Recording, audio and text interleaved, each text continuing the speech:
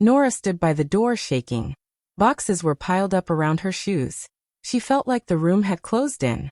David paced in front of her, furious, holding a stack of papers, her bank documents. "So you thought you could hide your money from me?" he snapped. Nora stared at him. "Hide? That's my business account," she said, voice small. David laughed, but it had no warmth. "Our business. You promised to help me expand my company, remember?" Nora tried to explain. She had already given him 18 million Nigerian nairas, her savings, everything she had worked for. She told him how she had trusted him, how they had talked about building a life together. Her words came out in a rush, but David did not listen. His face hardened.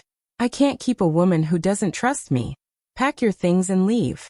"David, please," Nora begged. "I've invested everything. You said we'd build together." "That was before I saw who you really are," he said cold. "You're just another woman after my success." He pushed open the door and shoved her suitcase out onto the porch. The wheels hit the steps and the bag tumbled, spilling a few clothes. David's hand rested on the door, as if he needed to show how much power he had. "You're lucky I'm not calling the police myself," he added, voice low and hard. The door slammed. Nora stood frozen on the porch for a moment, then sank to the ground. She pressed her hands against her face and let the sobs come. Tears mixed with the first drops of rain. The sky opened up and the rain fell heavier, soaking her hair and the hem of her dress. It felt like the weather was washing away the last of her dream. She thought of the nights she stayed up working on her online store, Nora Lux. She remembered her mother in Ibadan, waking early to open the little grocery stall after her father died. Every memory led back to the same place. She had learned to depend on herself. She had built her life slowly, carefully, saving every naira until the business began to grow. She had believed David when he called her his partner. He had stood at the edge of her dreams and asked to join. She had wanted to be part of something bigger, so she handed him her savings, trusting him not just with money but with her heart. Now everything lay in the wet boxes behind her. The suitcases looked like broken promises. Nora wiped her face with the back of her hand and tried to breathe. Anger came through the pain, sharp and bright. "I gave you everything," she whispered into the rain.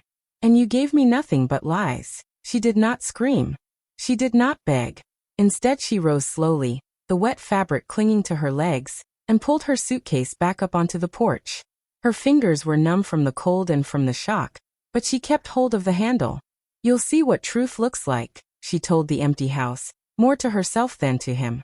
She stepped away from the door and walked down the porch steps into the rain, every drop feeling like the first clean thing she had had in a long time. Nora grew up in Ibadan. Her father died when she was still a little girl, and her mother worked hard to take care of her by running a small grocery stall near their house. Life was never easy, but Nora learned to be strong.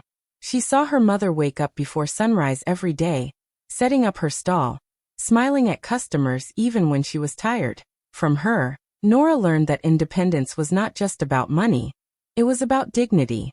After finishing university, Nora decided to start her own business. She used the small savings her mother had kept for her and built an online fashion store called Nora Lux. It started small, just a few dresses and handbags, but her designs were stylish and affordable. Soon, young professionals began to love her brand. Orders came from Lagos, Abuja, Port Harcourt, everywhere. Nora worked long nights, packing boxes herself, answering customer messages and managing deliveries. Within 2 years, she had a team of 5 and a loyal customer base. It was during one of those busy months that she met David. He came to a business networking event in Lagos, wearing a sharp suit and a charming smile. He spoke with confidence, using big words like expansion strategy and brand synergy. Nora admired his ambition. He told her he owned a tech startup that helped small businesses grow online. He said he believed in teamwork and in power couples. From the first week, David made her feel special. He sent flowers, called every night, and spoke about their future. "We'll build something big together," he often said. He made her believe they were partners not just in love, but in business too. Nora thought she had finally found someone who respected her hard work. But after a few months, small warning signs began to appear. David started saying things that made her uncomfortable. "A woman's success," he once said casually, "is more admirable when she helps her man rise too." Nora laughed it off at first. She thought he meant partnership, helping each other. But over time, she noticed how he expected her to prove her loyalty through money and sacrifices. When David shared his business idea, a new app he said could change the online market, Nora believed in him. He showed her fake graphs and investor letters. "All I need," he said one evening, "is a little push, maybe 10 Nigerian nairas or 15 million Nigerian nairas, and I'll make sure we both benefit." She hesitated. It was her savings, her future. But he smiled, kissed her hand and said, "Do you trust me?" She did. Nora transferred 18 million Nigerian nairas, everything she had saved from years of hard work. For a while things looked normal. David promised updates, spoke about meetings and traveled often. But then something changed. He became distant, colder. He started speaking to her like she was an employee, not a partner. When she asked for updates about the app or the money, he got angry. "You don't trust me anymore?" he said sharply. "You think I'd steal from the woman I love?" The arguments grew worse. He began ignoring her calls. When they met, he acted impatient, scrolling through his phone while she spoke. And then his mother, Mrs. Cole, stepped in. She never liked Nora. From the first time they met, Mrs. Cole looked her up and down like she was not good enough for her son.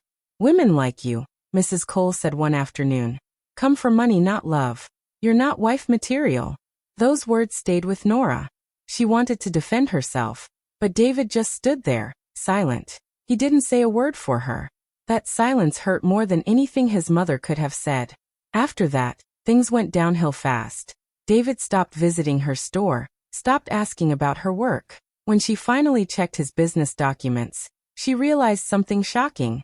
The company he claimed to own didn't even exist, and when she tried to talk to him about it, he accused her of betrayal, shouting that she was hiding money from him. That was the day he kicked her out of his house, ending their relationship in the cruelest way possible. Now Nora has nothing, no home, no savings, and a broken heart. She sleeps on her friend Tolu's couch, trying to understand how everything went wrong. She feels foolish for trusting him, for giving him everything. But what David doesn't know is that Nora was smart when it came to her business.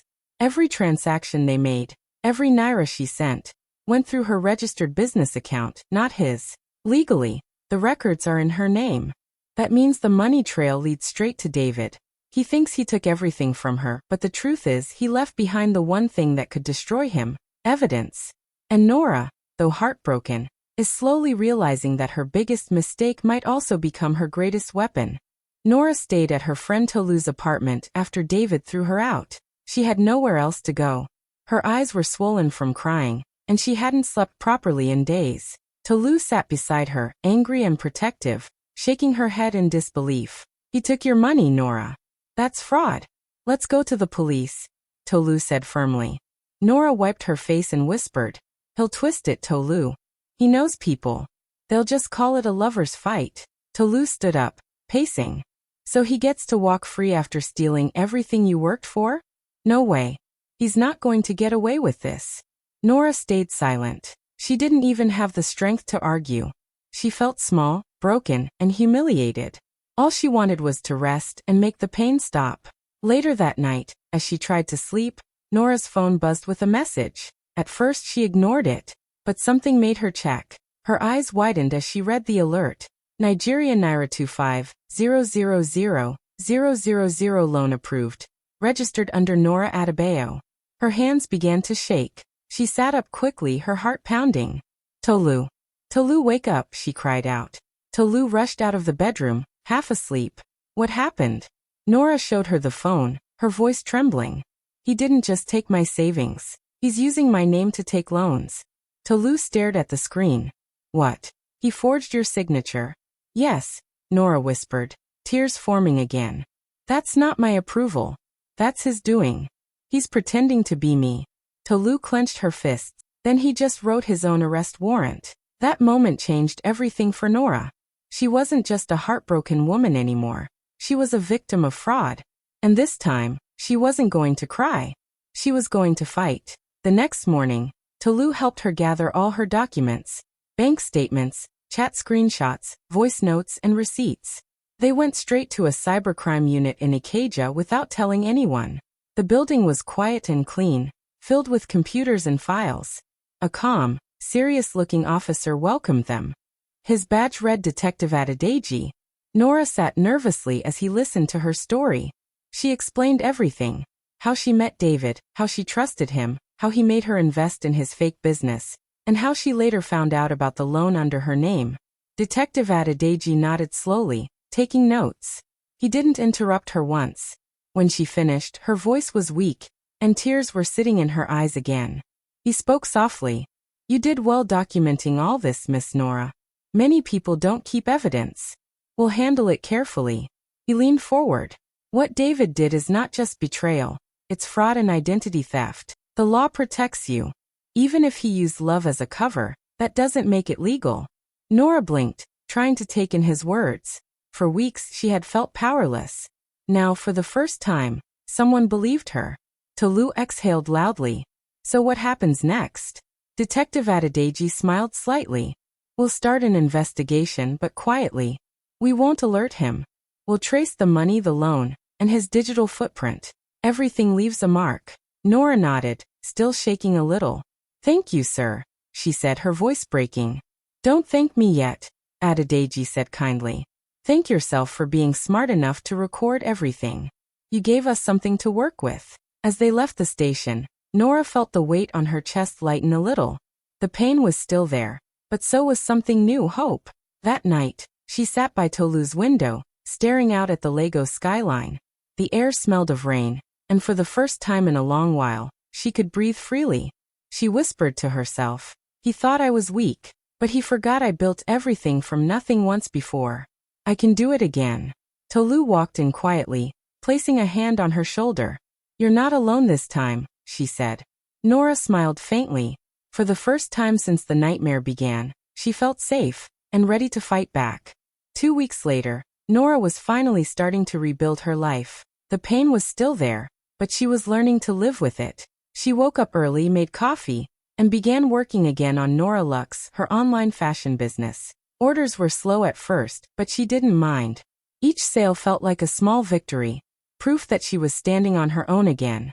Tolu watched her proudly. "You're stronger than you think," she said one morning. Nora smiled weakly, grateful for her friend's support. Meanwhile, Detective Adedeji's investigation was moving fast. He called her often, updating her about the case. One day, he told her something that made her heart race. "David's company doesn't exist," he said. "There's no registration, no employees, no office. He's been using your name to collect money from investors. You're not his only victim." Nora froze. "You mean he scammed others too?" "Yes," Adedeji said calmly. "But your evidence, your bank records and messages, are helping us connect everything. We just need him to confirm the fraud himself." Nora sighed deeply.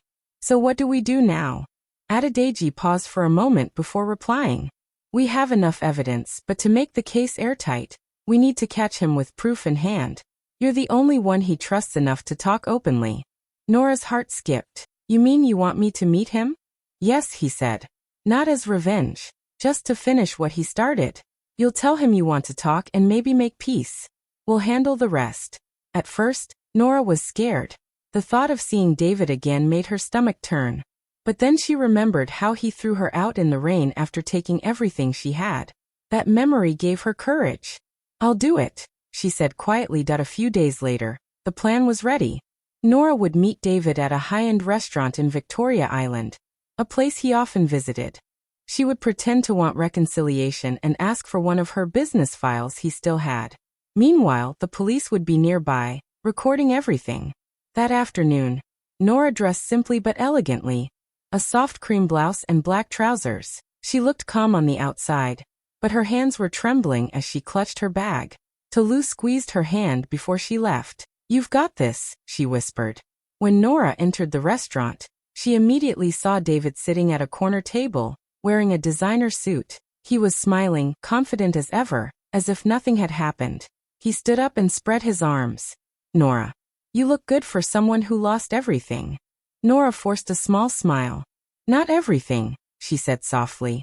He gestured for her to sit. "So, what made you want to see me again? Miss me already?" She ignored the insult and said calmly, "I came to clear things up. I want to settle everything between us, peacefully. David leaned back, looking amused. You always were the reasonable one. I told you emotions ruin business. She tilted her head. You seem to be doing well. The company must be growing fast. He smirked. Of course. I'm closing 2 new deals this week. Investors love working with my brand. Well, our brand. Nora's heart clenched. Our brand. He was talking about her company, the one he had forged documents for. She kept her face neutral. That's good, she said. You always had big dreams. David chuckled. Dreams? No, my dear, this is reality. I have control now. The accounts, the contracts, everything is under my name. Those fools don't even know I used your company to get the funding. Nora's fingers tightened around her bag. Hidden behind the restaurant's decorative plants, Detective Adedeji and 2 officers were recording every word through a hidden mic in her bracelet. David continued, proud of himself. You could have been part of it, Nora, if you hadn't acted like a victim. I told you to trust me. She gave a small, sad smile. Maybe I trusted too much. He shrugged, sipping his drink. Well, life's tough. You win some, you lose some. Nora nodded slowly, fighting back the tears forming in her eyes. You're right, she said quietly. But sometimes, the ones who lose end up stronger than the ones who cheat. David laughed, not realizing what she meant. Always the dramatic one. Anyway, if you want your old documents, I can send them later. I'm busy now. She stood up, still calm. It's okay. I got what I came for. David frowned slightly. What do you mean? Nora smiled faintly. Nothing. Just closure.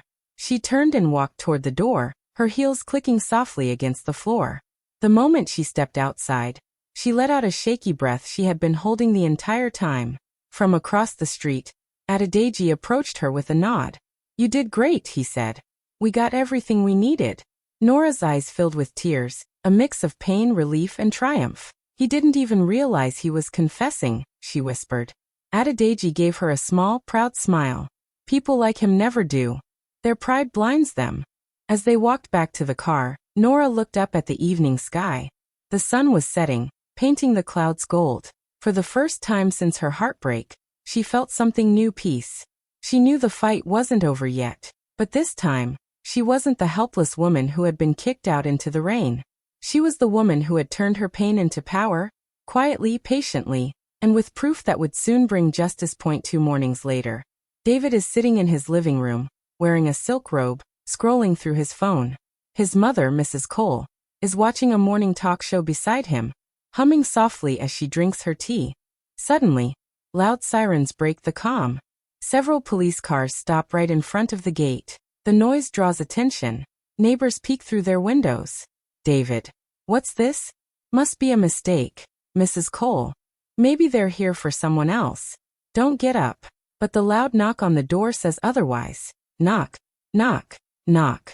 Mrs. Cole looks nervous. David frowns and walks to the door, opening it halfway, only to freeze. Detective Adedeji stands there with 2 uniformed officers. His calm, serious eyes meet David's.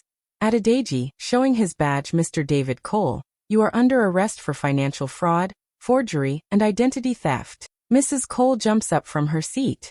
Mrs. Cole. What nonsense is this? Do you know who my son is? Adedeji firmly, yes ma'am. The man who used his fiancée's identity to commit fraud. David's fake confidence fades.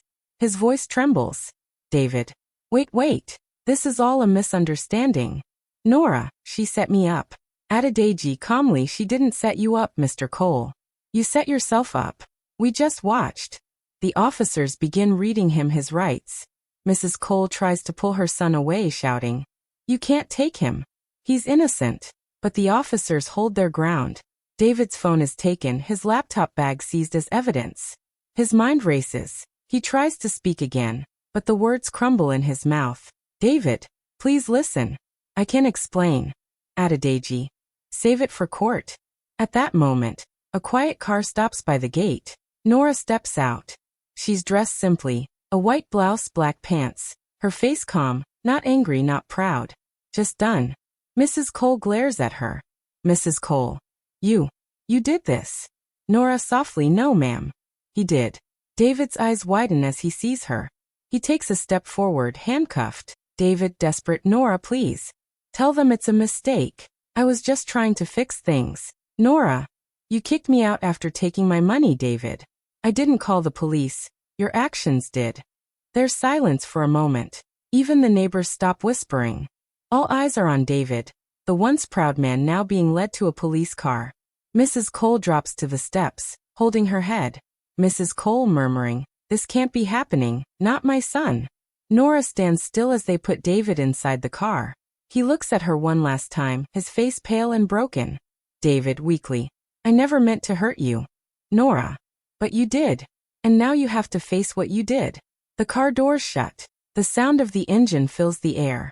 As the convoy drives away, Nora finally exhales, a long, trembling breath. She feels a mix of sadness, peace, and freedom. Around her, neighbors whisper, "Wasn't that his fiancée? She's stronger than she looks. He had it coming." Nora walks away quietly, not looking back. She doesn't need revenge anymore. The truth spoke for itself. Inside the police car, David stares out the window. His empire, the fake deals, the forged loans, the confidence, all gone in a single morning. Back at the house, Mrs. Cole sits frozen, still holding her cold cup of tea. And for the first time, the once loud mansion feels completely silent. Weeks later, Nora's small fashion business reopens, brighter, stronger, and full of hope. The shop is freshly painted, the shelves restocked, and a line of supportive customers waits outside. Word has spread across social media about what happened. About the woman who exposed a fraud ring with courage and grace. Reporters visit, sharing her story on the news and online. People admire her strength, and women send her messages, saying she inspired them to stand up for themselves too. One afternoon, Detective Adedeji stops by her shop. He looks proud, holding a folder. "Adedeji. Good news, Miss Nora. The bank recovered most of your funds. The court ordered a full refund." Nora, smiling softly, "Thank you, sir. I didn't think I'd ever see that money again." "Adedeji. You built your wealth honestly. Life has a way of giving it back the same way." Nora nods, her eyes warm with gratitude. Later that evening, Tolu invites her to the office for a surprise. When Nora walks in, her jaw drops. The entire workspace has been redecorated. New curtains, new flowers, and on the wall, a shining plaque that reads, "Strength isn't loud. It's patient." Nora runs her fingers over the plaque, smiling through tears. "Nora. You did all this?" Tolu grinning, "You deserved it. You showed everyone what real strength looks like." They laugh and hug. No more tears of pain. Only relief and joy. Meanwhile, on the news, David's case becomes a national story. His arrest helps uncover a wider web of financial fraud. His tech empire turns out to be built on lies, and investors file lawsuits. Mrs. Cole disappears from public life, too ashamed to show her face. But Nora doesn't dwell on them anymore. She's too busy building her future. A few weeks later, she's invited to speak at a women in business forum. The hall is packed, entrepreneurs, students, and professionals all eager to hear her story. Standing on stage in a calm, confident tone, Nora begins. "Nora. There was a time I thought love meant sacrifice, giving everything, even when it hurt. But I learned that real love doesn't drain you. It helps you grow." She pauses, meeting the audience's eyes. "Don't let love blind you into financing lies. Real partnership multiplies strength, not drains it. Protect your dreams, your money, and your peace." The audience claps loudly, some even standing. Nora smiles, humbled but strong. After the event, a young woman approaches her and says quietly, "Thank you, you gave me courage to walk away too." Nora hugs her gently. That night, back in her apartment, Nora sits by her window, watching the city lights. She feels calm, not bitter, not angry, just free. She whispers to herself, "Nora, I lost everything I thought I needed, and found everything that truly matters." Her phone buzzes, a message from Tolu. "Tomorrow's orders sold out. You did it, boss." Nora laughs softly, looking at the plaque on her wall. Strength isn't loud. It's patient. She finally understands what that means, and this time, she's ready to live it. Nighttime. Nora stands by her office window, the city lights glowing below. The soft hum of traffic fills the silence. She looks at her reflection, calm, confident, and at peace. The woman who once cried in the rain now stands tall above it all. A gentle knock on the door. She turns. Detective Adedeji steps in, holding a brown envelope. Adedeji. Just dropping off the final paperwork. Case closed. Nora smiling finally. Adedeji. He took your money, but he gave you a story that'll save others. Nora half smiling. Maybe that's the only thing he ever built honestly. They both chuckle quietly. The kind of laughter that comes after pain has healed. Adedeji nods respectfully and leaves.